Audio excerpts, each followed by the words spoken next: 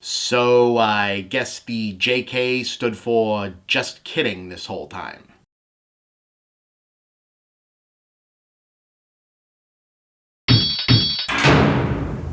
Wow. Now, I'm not going to say that Fantastic Beasts: The Crimes of Grindelwald, which incidentally is only barely about either of those things, both of which have exactly fuck all to do with one another, apart from literal coincidence, is the worst movie I've ever seen, but it is very possibly the worst prequel I've ever seen, and a new low point for expository, minutia-obsessed, continuity porn anti-narrative in the cinematic universe era of blockbuster filmmaking. No, I'm not kidding. The first thing I wanted to do after watching this piece of shit was dig out the DVDs of The Phantom Menace, The Hobbit, Solo, and X-Men Origins Wolverine and apologize to them. We never knew how good we had it. Okay, maybe not Wolverine. And I still actually liked Solo a lot. But still, the point stands.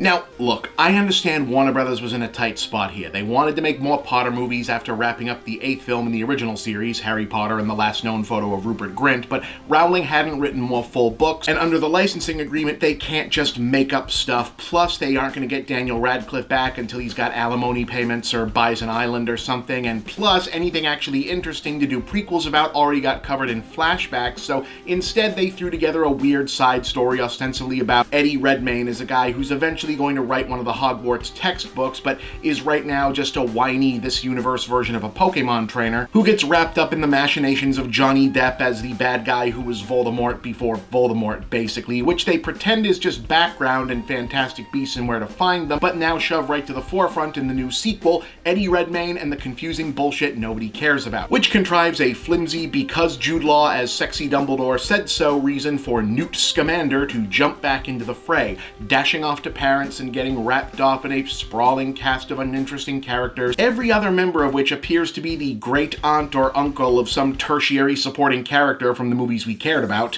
ostensibly trying to find Ezra Miller as the superhuman magic orphan from the last movie before Johnny Depp's Grindelwald and his crew of baddies do, which is complicated because the Parisian Bureau of Wizard Police also want to find Ezra Miller first and kill him because he's dangerous, and so do the American Wizard Police, represented by Catherine Waterston as Tina from the previous movie, the woman Newt had a crush on, but she maybe doesn't want to kill Ezra Miller, and also several other people, including Newt's cooler, not twitchy, nervous guy brother, who's a British wizard cop and whose fiancée used to have a thing with Newt and who's important for other reasons, and all these people seem to have totally different reasons, or at least 3 or 4 different reasons, to all go to the same places that they go to any. Oh, and it turns out Voldemort's pet snake was a Korean lady this whole time.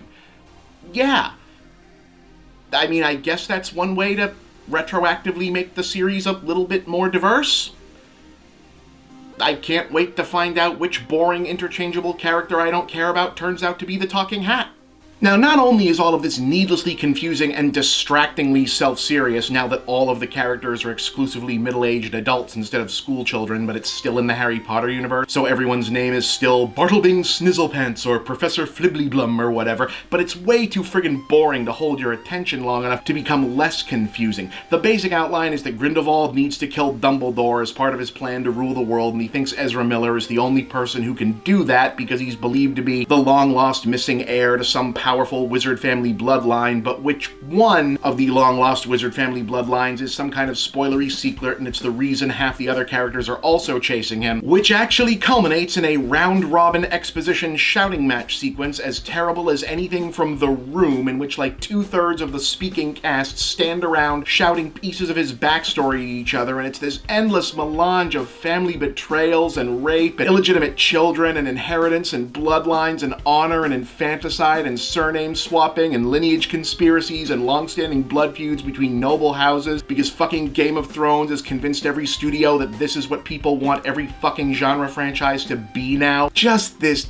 deluge of pointless, unnecessary soap opera bullshit. And when they finally give up the answer after at least 2 fake-outs, look, I won't spoil it, but I'm not sure what I'd be spoiling, because even though the movie treats it as this huge deal, I'm pretty sure it's not, because I saw what happens to every single person that this would matter to in the 8 movies set after this, and it never came up. And yet somehow it still manages to be underwritten. Jacob and Queenie are back, the only likable people from the last shitty movie. There's no reason for them to be back. It's a giant chain of plot contrivances keeping them around, but they're here. Were you hoping for more of Newt and Tina's story? Too bad. They haven't progressed at all because they haven't spoken, because she's angry at him because of a misprinted news story, like something out of a goddamn sitcom. That's it. That's the excuse for their whole back and forth to start the hell over again. One of the good guys turns evil for no reason. I mean, there's a plot reason and it feels designed to piss everybody off on purpose, but it pisses me off because it's bad fucking writing. In all this bloat and endless footnote reciting, you couldn't find 30 seconds to fit in somewhere. Hey, by the way, I might have latent fascist tendencies, might want to keep an eye out. And if you're wondering what the Fantastic Beasts have to do with any of this, not very much. It's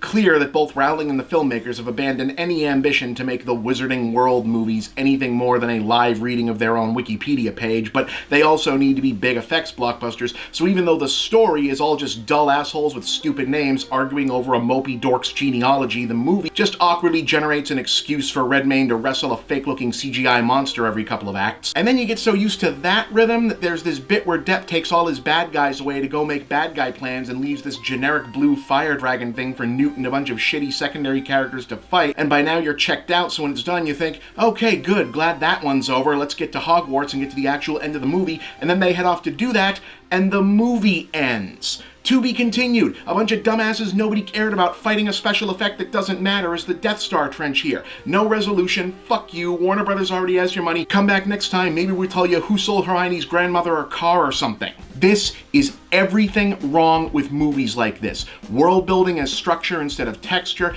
exposition instead of narrative, brand reinforcement instead of theme, assumptions that properties like Harry Potter or the Marvel movies or whatever have maintained a hold on fans because of the stuff and not the stories and reactions made of the stuff. In the spectrum of Brad franchise filmmaking, it's as bad as the Dark Universe Mummy movie, remember that thing? And for exactly the same reasons. But paired with even the least of the original Potter movies, it's a flat out insult.